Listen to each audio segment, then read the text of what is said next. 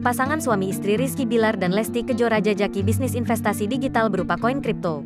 Keduanya menggunakan nama dolar Leslar untuk bisnis terbaru mereka itu dan sudah mulai menggelar presale. Lesti dan Bilar mengabarkan bahwa dalam presale yang sudah dibuka, koin kripto mereka sudah ludes terjual habis dalam 30 detik. Alhamdulillah dedek gang angka dapat info 30 detik udah ludes kejual, kata Lesti Kejora dalam jumpa pers virtual, Rabu, tanggal 2 Maret tahun 2022. Bagi peminat yang tidak mendapatkan slot private sale, mereka bisa coba ikut presale keesokan harinya, lanjut Rizky Bilar.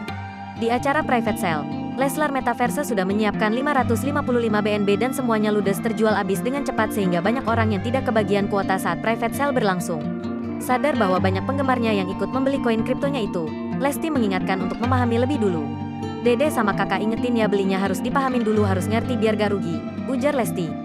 Reza, gue selaku CEO dolar Leslar menanggapi serius acara private sale yang langsung menarik perhatian penggemar Leslar. Ini adalah kemajuan dan langkah awal yang baik buat perkembangan LESLAR Metaverse.